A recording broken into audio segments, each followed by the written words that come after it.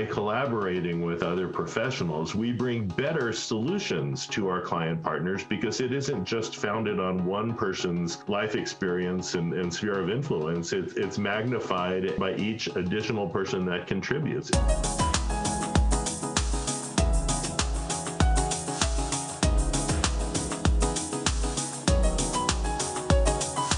Welcome to the Nonprofit Fundraising Exchange, a podcast from IPM Advancement. Our mission is to help you raise more money so you can make the world a better place. Today's topic, is now a good time to be a nonprofit fundraising consultant?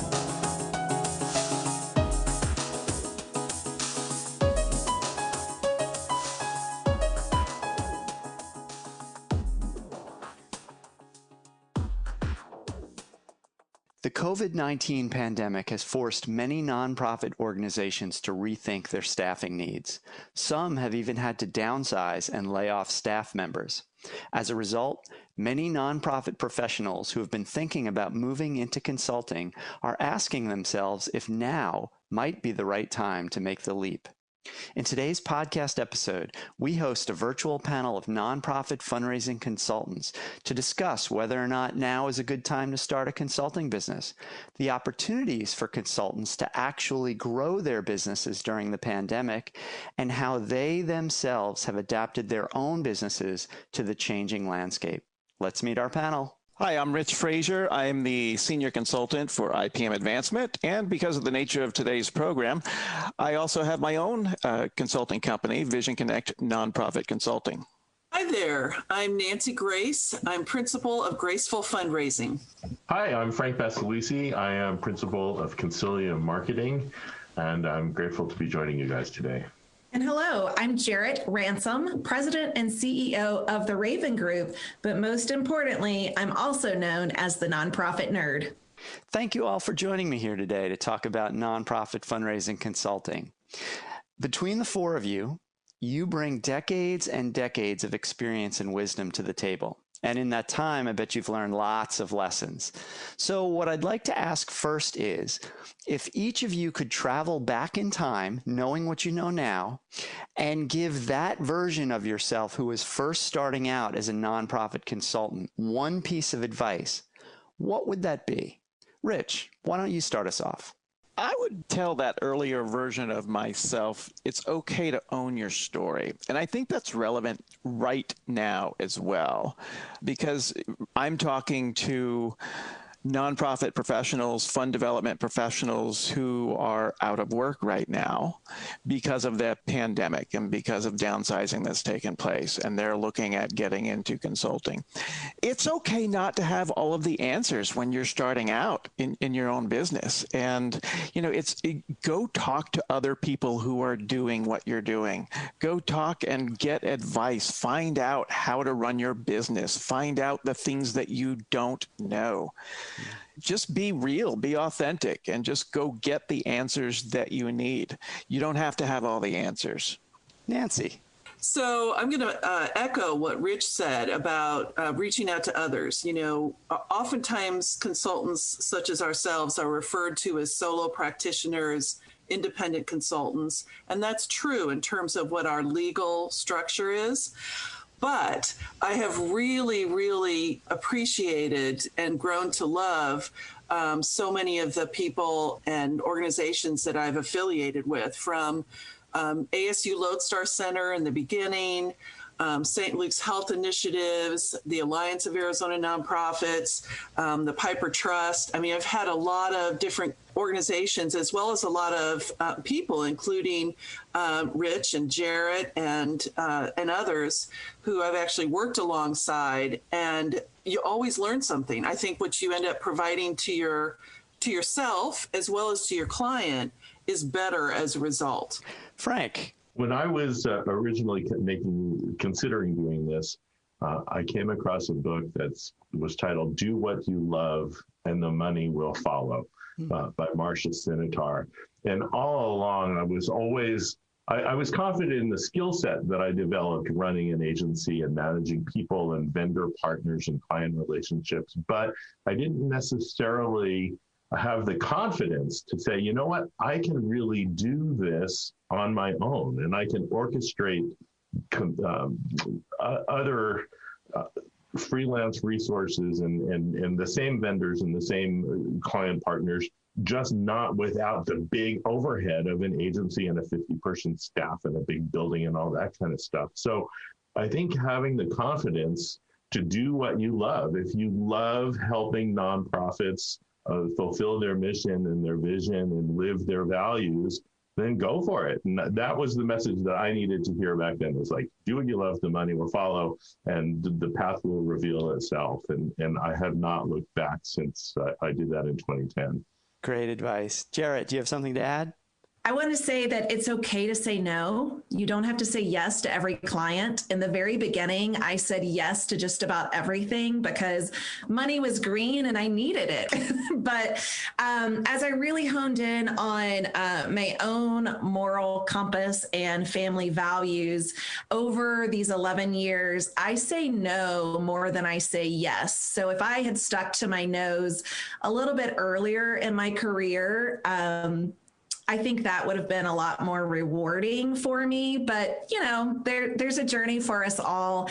And the other thing I've really honed in on and have stuck to a best practice as an entrepreneur is to know my numbers. So really get clear on your numbers, your profit margins, know your value, and don't be afraid to take chances. So those are some tips that I would definitely like to share with any of you considering this lifestyle. And as well as if I could go back to my, self 11 years ago, I think I would take a dose of my own medicine there. Yeah, that's great. That's great. Rich, I wanted to follow up on a point that you made. You brought up the pandemic. That's a reality for everybody right now. So I wanted to ask the panel, what are you seeing in this field now? And is this a good time if somebody is thinking about becoming a consultant? Is that feasible now? What are your thoughts? I think it's a great time to begin an enterprise like this for a couple of reasons. One, people are more comfortable telecommuting and working with people via teleconference now more so than they ever have been. So if you're going to be formerly, I always felt a little guilty, like, all right, I don't have a big conference table in a big building in a big room where I could bring client partners and everybody together. But nobody wants to do that now. So you're completely fine working from your middle bedroom with the technology support, and people are comfortable with it and becoming increasingly more comfortable with it. So on that front alone, I think it's a great time to do it. And secondly, with the uncertainty that this pandemic and the economic crisis are bringing, there have been a lot of companies that are right sizing or making some staffing decisions and reducing their staff, but they still have fundraising objectives. So they're more likely, I would suggest, to work with consultants than an internal staff person. And I think the field has broadened dramatically. I think the opportunities are amazing. Jarrett, what are your thoughts? So my story mirrors maybe what others are considering at this time, right? It was the last economic crisis. Now we can say that because we're in one also. But in 2009-10 timeframe, I really did it by default. I joke and say my parents are entrepreneurs, which is true. And I lived that roller coaster. That was my childhood upbringing. But it's not easy. And it's definitely not for the faint of heart. But I really enjoy high risk, high reward. And that is the lifestyle that this offers.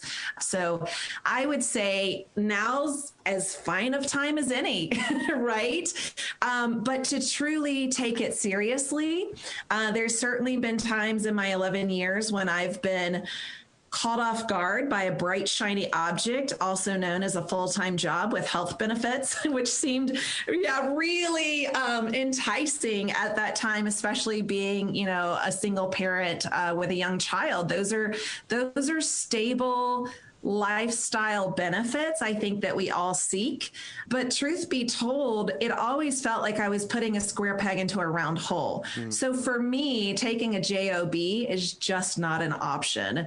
So if this is something you're interested in, if this is something that catches your attention.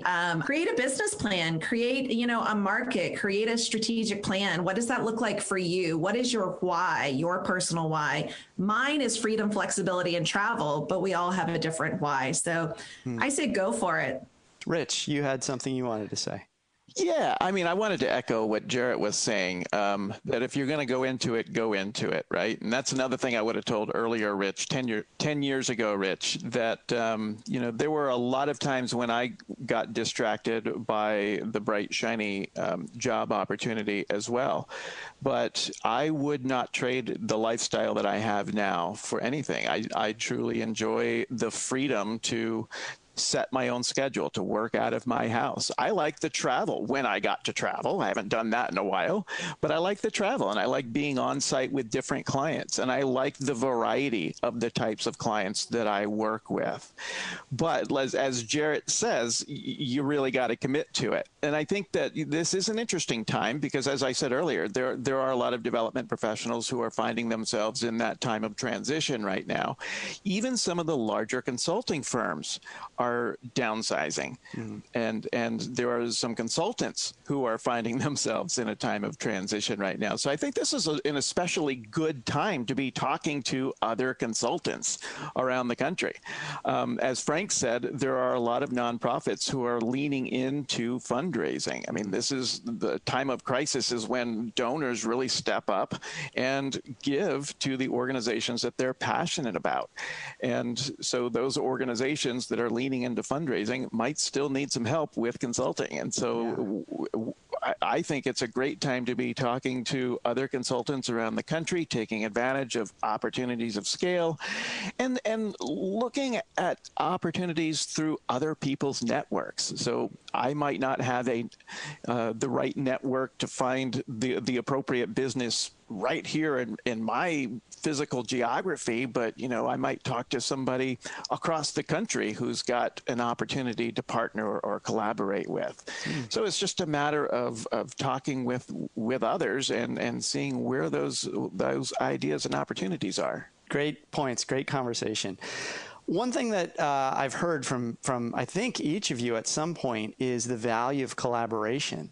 So I wanted to perhaps explore a little bit there. In your experience, what has worked really well in terms of collaborating with other consultants? And maybe what are some things that haven't worked, and how could somebody who's listening to this, how could they maybe avoid some of the negative experiences that the panel may have had? I think, when you agree to collaborate with another consultant, to really put out all of the areas that you want covered, such as, how do you go about invoicing? How often do you do it? How does that work for you typically? And so that you and that other person can really understand how that's going to work, how I'm going to take the lead in this area, and it probably makes sense for you to take the lead in that area. That seems like basic steps, but I think you have to vocalize and agree on how you're going to operate together. I have had great experiences collaborating with other consultants. I really have. The only thing is I am so into the business that sometimes I've found other consultants, invoicing, I forgot to do that. I don't forget to do that. That will never happen at Graceful Fundraising. Anyway, so I think as long as you're on the same page with those that you're working with, and you have an agreement of how to approach, some kind of the basics of working together and working with that client, that's a great thing. And the other thing I would say is it works, in my experience, it's worked well working with consultants who are in the similar areas of expertise, like Rich and I are both in fundraising. And I've also worked with consultants who are event planners, PR people, governance and board training consultants. And that kind of just little different twist on our perspectives has been a great experience, I think, for us and for our clients, the end users. Jarrett, do you have something to add? I think when it comes to collaboration, I've had the best of the best and I've had the worst of the worst, and you learn from every opportunity. But, there's also times where you combine your efforts and work together, or you might be the trailblazer that leaves the path to the next consultant. There's been times where Nancy has handed something off to me, or Rich has handed something off to me, or I've handed something off to someone else. And so I really, a couple of things here. One, don't burn your bridges, right? I definitely come from a place of direct and authentic conversation. So communication is really big for me. And then also just like not being afraid to talk to a potential collaborator or colleague. I think it's easy to get caught up into, are they a competitor or are they a colleague? And I tend to lean towards everyone is a colleague and a potential collaborator. It just depends on what the project is. So some of the things that you can learn is, really what I tell my clients is it's really important to have an agreement. So, a memorandum of understanding or something between what is your role, what is my role. To Nancy's point, if you are to invoice, great. What is the expectation of this? If I am to invoice, what's the expectation? And to really have that written down and in agreement. Because when you get into the worst of worst scenarios, which again, I shared a little bit that I have certainly been in that position, you want to make sure that everything is, more black and white at that time so that it is a clear severance, if you will. So I think, just really understanding what is the collaboration, what is the agreement, and then also how do we part ways? What is the best way to part ways, both professionally and personally? Because chances are you will mix in the same pond with these people time and time again, especially in this nonprofit sector. So, looking at this panel right now, unfortunately, you cannot see our amazing faces, but we can. And our journey between the four of us really continue to overlap in a lot of times. So I just want to say, be mindful of that for sure. And just be honest with yourself and the other consultant that you're seeking that collaborative energy with. Yeah, I'd like to yes and everything that Jarrett and Nancy just said. And it took me about 4 years to understand that other consultants were not necessarily competitors, that, consultants really dig one another. We like to help one another, and we're really fun to work with, right? So we are all sort of colleagues and collaborators. And all four of us on this panel have separately collaborated either through both through our individual agencies. And I know that Frank and Jarrett and Nancy have all worked with me on IPM projects as well. So, what Nancy or what Jarrett said about not burning bridges and, being mindful of those relationships is absolutely true. And these are some of my favorite people here on this panel. And which leads me to my next point. When you're collaborating with other consultants or other folks, find people that you like to work with. Mm-hmm. It's just so very important. We have a lot of flexibility and freedom in our lives. There's no point in not paying attention to that. If you don't like working with somebody, don't work with them. Find somebody you like to work with, because there's a lot riding on the line beyond just a paycheck. There's reputation of your agency, and there's the client to think about. Are they going to be successful? And if you're not getting along with the person that you're working with, chances are your client's going to feel that, and there's going to be a bad vibe, and the project's probably not going to work out too well. I don't mean to be negative. I don't want to bring a negative vibe into this conversation, but I just think, it's the flip side of everything that we've been saying. If you're not mindful of all those great things that Nancy and Jarrett brought to the table just now, then there is some sort of a ramification down the road. And it's a great point. It's another one of the advantages of being a consultant. You don't have to work with coworkers that you don't like you might if you were an employee. So there's a little bit more choice there. I like that. Yeah. Some consultants that we've heard from have expressed that they express some frustration trying to take their business to the next level. It sounds like collaborating might open some doors in terms of making you more attractive to, the bigger fish, whether that's clients with a bigger budget or, doing work on a national scale. What are your thoughts about that, about using collaboration to help grow your business, essentially? So I think that there's a lot to be said for having a team around you. I like to have people to talk to. I like to have people to brainstorm with and to ideate with. And that's the value to me of collaborating. And when we have that team, it is possible then to go out and look for and think about and conceive of bigger types of projects or different types of projects than we might conceive of individually. Doesn't mean that we couldn't accomplish those things individually. It's perhaps we don't think about them, or we just don't think ourselves capable of doing them. Does that make sense? Yeah, very much so. Yeah, the team, there is a sort of a synergy that happens between team members that's greater than the sum of the parts, really. There's some deep skills on this roundtable that we have here, but no one of us is capable of doing everything. So by collaborating with other professionals, we deepen the bench strength of the solutions that we bring to our client partners, and we're able to do more.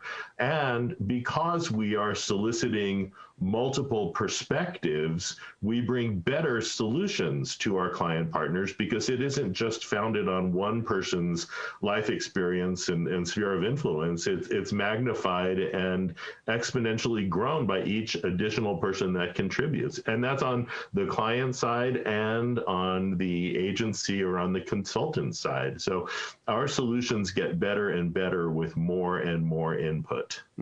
So I want to follow up on that. It's not necessarily larger clients, it's finding the great clients. The great clients with great staff, where they have a great cause, they've got a great board of directors, great volunteers, they've got a great goal, right, or a great case for support. So it's really finding the great clients. My favorite clients have really been in this small to mid-size budget. They're not really huge clients, but they've just been great people to work with, and they have great projects. Now, the other side of that is sometimes clients aren't sure what they're looking for in a consultant.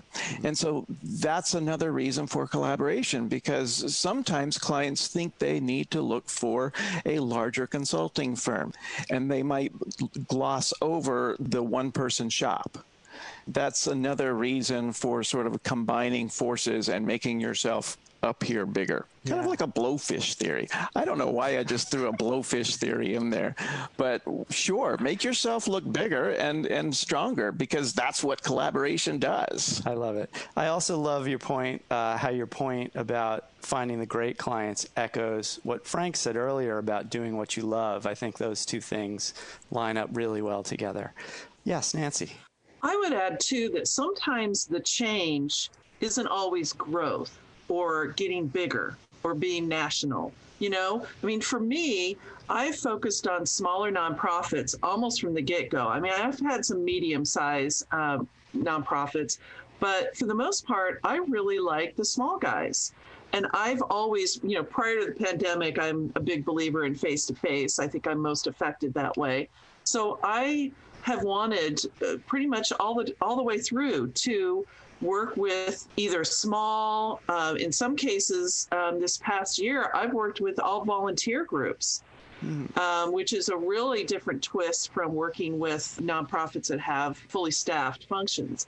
One way or the other, you find what you're most comfortable with, but be patient with yourself, because it may take you a couple years to get to the point where you realize where you're enjoying things the most. And because we're consultants, guess what? We have better choice of finding scenarios that we enjoy and we love. So take the time and energy to do that.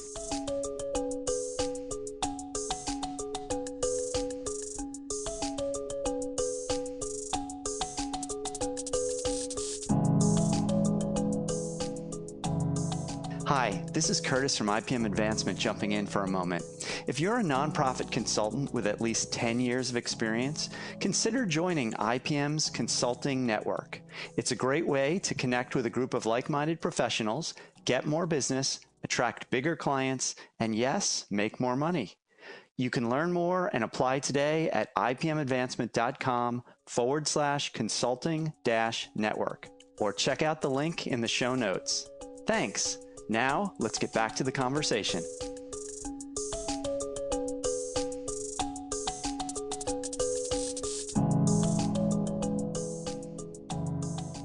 So before we end here, I want to ask all of you to share your thoughts about the state of nonprofit fundraising consulting today.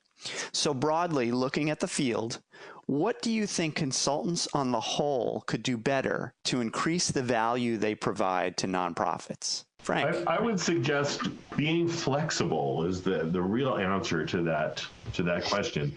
Rich mentioned it earlier, and that is so many times a nonprofit doesn't necessarily know what they're looking for or what will best serve them.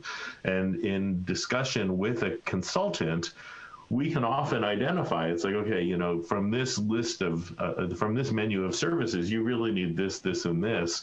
And if it aligns with the skills that I can bring to the table and help deliver value around those things, then great. But if it's a different list than that, then it's all about bringing the right other people to the table, either in collaboration with me or without me, just in order to deliver value for that client partner. So there's been times when I've met with clients and it's like, you know what, you guys really do have needs, but you don't necessarily have the budget to support those needs. So here's how we can accomplish that. You know, you could bring on a full-time person and I'll help train them, or I can develop a plan and then your team can execute against the plan and we'll just check in regularly to make sure that you're progressing against the plan. So I think the flexibility is key in bringing broad skills to the table and understanding what the needs are, and then can you satisfy those needs effectively and efficiently or not? I just want to echo that. You know, oftentimes we will put together a proposal based upon what we read in an RFP, and we answer the questions in the RFP, and we make recommendations for what the proposal and what the project is going to look like, and then we get on site and we start talking more and more to people, and we find out all the things that we didn't know, and that changes very often. It changes the scope of the job, and we sit down and have the heart-to-heart with the client at that point and say, okay, well, this is what we put in the scope of work. This is what we think the new scope of work is going to be, and typically they are all for that, because clients want a solution that works. They don't necessarily want you to stick to the letter of the proposal, right? They want to make sure that their problems get solved. And so our job is to be flexible and solve those problems, or help them solve those problems. Nancy?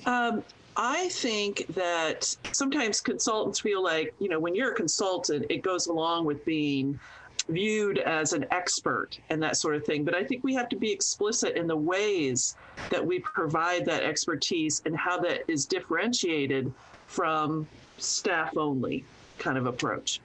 Great. Well, I wish I could ask you guys, you know, a half an hour more worth of questions, but it's time for takeaways.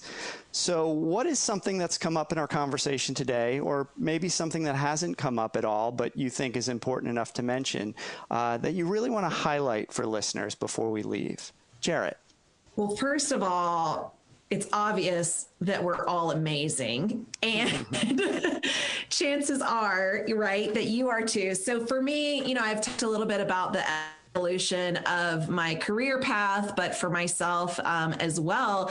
And it's really just identifying, as I continue to evolve and shape on a professional trajectory, where is my true zone of genius, and how can I offer that service to my clients, to my peers, to myself, to my community.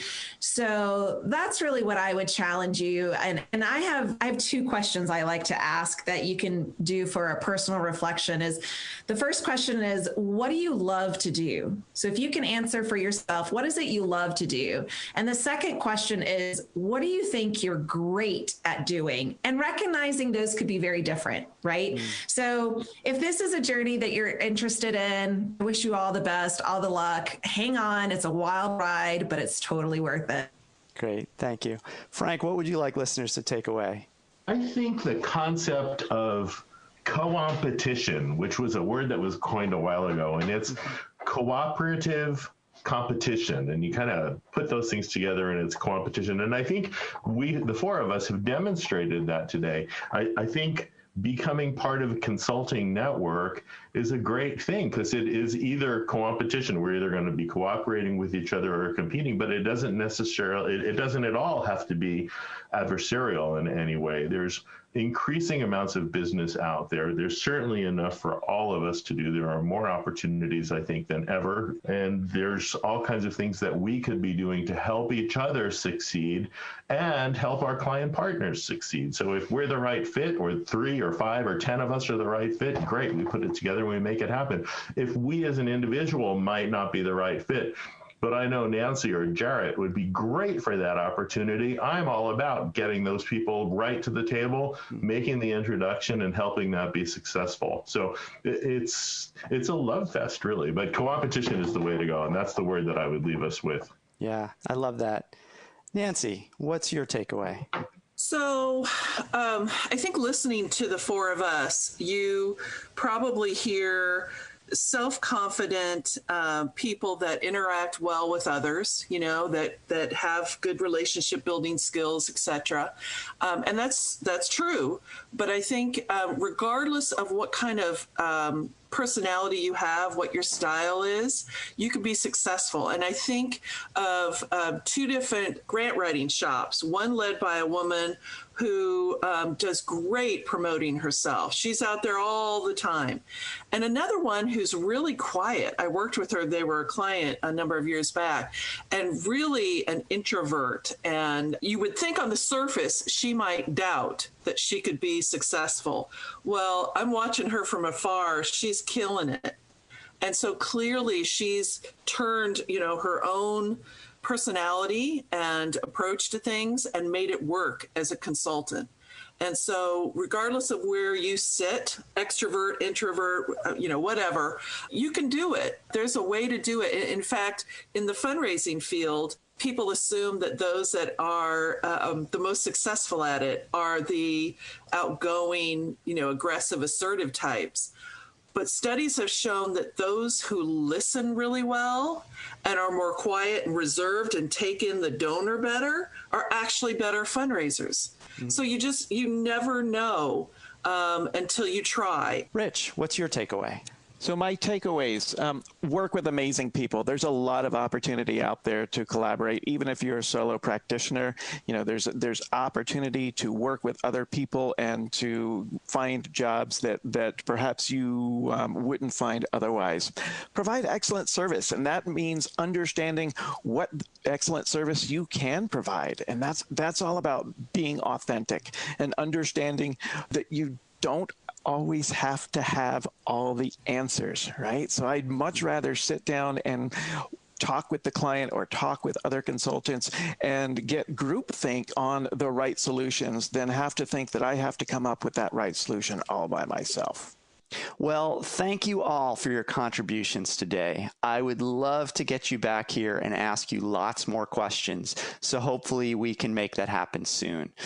Before we leave, would you mind telling listeners where they can find out more about you? Jarrett. Absolutely. You can find me, the Nonprofit Nerd, at www.therayvangroup.com. That's THERAYVAN group.com. or Nonprofit Nerd on the Insta. Great. Thank you so much, Jarrett. Frank, where can people find more about you? Actually, Google search my name, it'll come up. It's Frank Baselice, B as in boy, A-S-E-L-I-C-E. And there's not very many of me running around. And my company is Consilium Marketing, LLC. And if there's any free marketing advice that I have to impart to anybody that's listening, pick the most simple company name that you can. My next company is going to be like Bob's Company or something. So I spell the word Consilium 1,000 million times a day. And in case you do want to look it up, it's C-O-N as in Nancy, S-I-L-I-U-M, and then another M, marketingllc.com. Great. Thank you, Frank. Nancy, where can people find out more about you and what you do? Well, as of the end of October, I got rid of my nasty bad, not updated in 10 years website because I found that people were looking me up on LinkedIn more anyway. So I'm Nancy Grace 1 on LinkedIn. That's to differentiate from the Nancy Grace who's the attorney. And Rich, I wonder where listeners could find out more about you and what you do. You can find me at ipmadvancement.com. Great. Thanks, Rich. That wraps up our conversation on nonprofit fundraising consulting. Thanks to the panel for sharing their insights and expertise. If you like this episode, please subscribe in Apple Podcasts, Spotify, Google Podcasts, or your favorite podcast app, and leave us a review. For the consultants who so generously participated in this episode, we will link to their websites in the show notes so you can find out more about them. If you're a consultant who'd like to learn more about how the IPM Advancement Consulting Network could help you grow your business, please visit our website at ipmadvancement.com/consulting-network. That link too will be in the show notes. Thanks for listening, and we'll see you next time.